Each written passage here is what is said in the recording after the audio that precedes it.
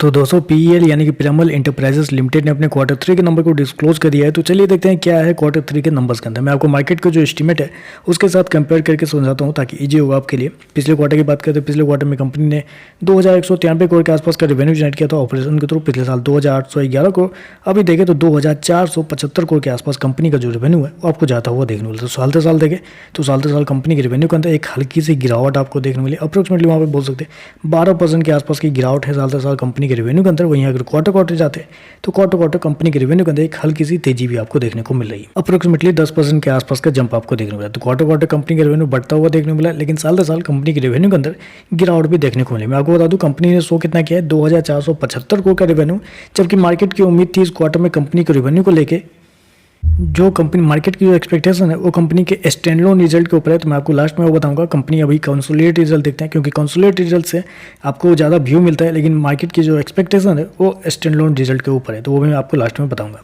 Expense की बात करते हैं। पिछले क्वार्टर में 2152 करोड़ कंपनी ने खर्च किए थे, पिछले साल 2807 करोड़, जबकि अभी देखें तो कंपनी का 2414 करोड़ के आसपास आपको देखने को मिल रहा है। चलिए कंपनी का प्रॉफिट लॉस क्या निकलता है वो देखते हैं। पिछले क्वार्टर की बात करें तो पिछले क्वार्टर में कंपनी 48 करोड़ के प्रॉफिट में थी, पिछले साल 3545 करोड़ का प्रॉफिट, जबकि अभी देखें तो कंपनी का जो प्रॉफिट है वो कंपनी घाटे में आपको जाते हुए देखने को मिले। इस क्वार्टर में कंपनी का जो घाटा है 2377 करोड़ के आसपास आपको देखने को मिलता है। कंपनी को इस क्वार्टर में लॉस होता हुआ देखने को मिला 2377 करोड़ का, और उसके पीछे एकमात्र रीजन है वो है कंपनी का एक्सेप्शनल आइटम। जी हाँ, कंपनी का एक्सेप्शनल आइटम अगर आप देखें तो इस क्वार्टर में कंपनी को 3539 करोड़ का एक्सेप्शनल आइटम में लॉस लगा है, जिसकी वजह से कंपनी जो है वो मुनाफे से घाटे में जाते हुए देखने को, क्योंकि एक्सेप्शनल आइटम हटा देते हैं तो पिछले क्वार्टर में 123 करोड़ का प्रॉफिट था, पिछले साल 113 करोड़, अभी देखें तो 204 करोड़ के आसपास है। तो कंपनी का जो प्रॉफिट है वो आपको साल दर साल और क्वार्टर एक अच्छे खासे अमाउंट में बढ़ता हुआ देखने को मिल रहा है।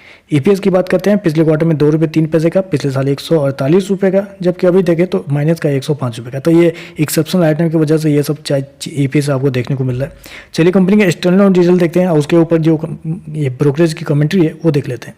तो एक्सटर्नल रिजल्ट में अगर आप देखेंगे तो कंपनी का रेवेन्यू 635 करोड़ के आसपास आपको देखने को मिला है, जबकि मार्केट की जो एक्सपेक्टेशन थी कंपनी के रेवेन्यू को लेके वो 995 करोड़ के आसपास थी। तो आप कह सकते हैं कि जितना कंपनी ने एक्सटर्नल रिजल्ट में अपना रेवेन्यू शो किया है उससे बहुत कम, मतलब उससे बहुत ज़्यादा मार्केट उम्मीद लगा के बैठा हुआ था, लेकिन कंपनी की तरफ से बहुत कम रेवेन्यू आपको देखने को मिल रहा है। प्रॉफिट की बात कर लेते हैं तो ये एक्सेप्शनल आइटम की वजह से कंपनी का जो प्रॉफिट है उतना फ्लक्चुएट करता हुआ देखने को मिला। तो एक्सेप्शनल आइटम के पहले का प्रॉफिट देखते हैं 239 करोड़ के आसपास, जबकि मार्केट की उम्मीद थी कंपनी का प्रॉफिट के लेके 152 करोड़ के आसपास।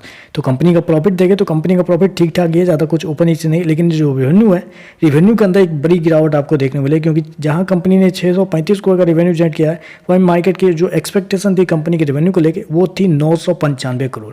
तो यहाँ पर थोड़ी सी लगता है मुझे मार्केट थोड़ा पिछड़ता हुआ देखने को मिल रहा है। तो चलिए बस आज के लिए बस इतना ही। वीडियो पसंद आए तो लाइक कीजिएगा, साथ में साथ चैनल को सब्सक्राइब जरूर कीजिएगा। धन्यवाद।